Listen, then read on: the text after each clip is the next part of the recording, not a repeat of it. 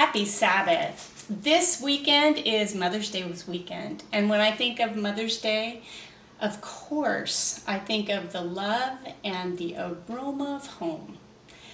In 2 Corinthians 2:15, Jesus gives us the ability to be the aroma of Him to all those around us. That is a beautiful thing. And when I think of home, I think, of course, of my mother. So celebrating moms tomorrow is so important. But we're going to start today by making a Mother's Day card. This Mother's Day card is made with 3 pieces of paper. You're going to need 2 colors if you have them. If you don't, you can decorate. And then one that is just a plain white color. With your white color piece of paper, you're going to fold it 3 times to become a place where you can draw and cut out a heart shape. Now for the younger ones, of course, parents are there to help out in the process of doing that. But those are our basic textile stuff that we're using. Other than that, you'll need crayons, a pencil, and glue. And if you have it, tape would be very handy. So with your 3rd piece of paper, which is a white paper, you'll fold it in half again, and half one more time. You'll go ahead and draw a line that looks kind of like an ice cream shape, which many of us have done this before, and the younger ones will need their parents' help. And you cut out a heart. Now with this paper, it's just a little thicker. If you have that option, that'd be really good, because we do what's called a relief, and we take the heart and we place it onto our card front, and we use a color of our choice. I'm using crayons to be able to make a relief of the heart, which just means it's a perfect shape. So I color around the heart, and when I lift it, I get a perfect shape of a heart. Now if it goes inside of the heart, you can take a regular number 2 pencil eraser, and that will erase small lines that are inside the heart, and it's perfect. Once you're done with that, if you have younger children, having mom, of course, in the center of our hearts, we're going to go ahead and indicate that for the young children to be able to write out the name for their mothers. And then think of a way that you can design this card that maybe doesn't look like mine. For some of you that need a challenge, this one's another one that's a different example, using rainbows and clouds, or something that you think of. It just gives you peace in your heart.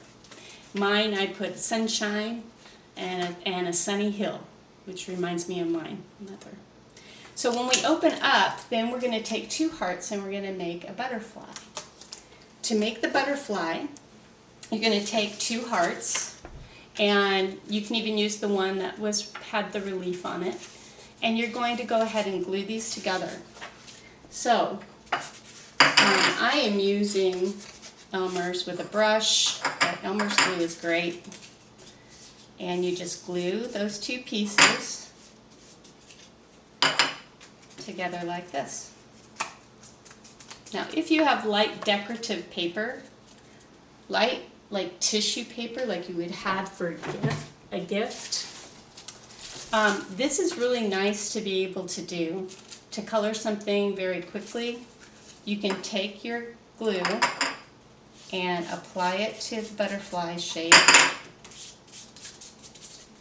Place this on top, and you automatically have pink sparkles or whatever you choose to have with that. You you also have a nice clean line to cut around in order to make your butterfly. So here's the butterfly finished, all cut out. One thing I want to tell you, that make sure that you don't use marker or crayon on a wet surface. So you'll have to wait until this dries if you choose to use like a tissue decoration on top. Once it's dry, you can use marker or crayon and it's not going to tear and it's not going to bleed with the water dried out. And you can put your different additions in there. Now the last thing that we're going to do is we're going to do a pop-up. So the pop-up, the way that we do that is we take our folded paper, inner paper, inside paper, and we take the fold. First we have to draw our hand position, and our hands, again, we can have help with, but we're going to place our hand thumb side in, finger side touching the fold. And so when I do that, I'm going to take my crayon, I'm going to go ahead and draw a line around my finger tips. I'll keep the ends open. I'll turn it and do the very same thing on the opposite side, around the fingertips. And I have my hand shapes that are freeing the butterfly.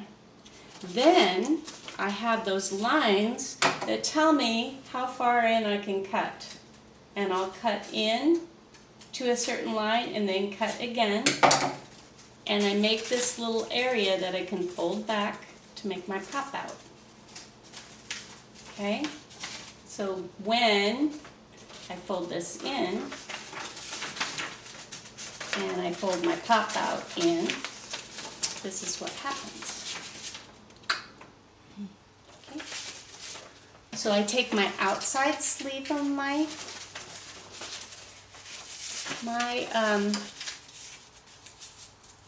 front, and I go ahead and tape this all into place. Now you can use glue on this, but the lighter your paper, the more glue affects the paper. So you could use glue. I like to brush it on or even dab it on with some kind of sponge, and that would keep it in place. Or if you have double stick tape, that also works really well.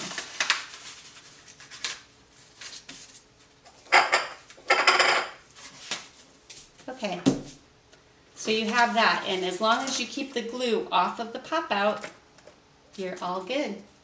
Now our last detail is to put our butterfly in place. So in order to put your butterfly in place, fold the butterfly, take a piece of tape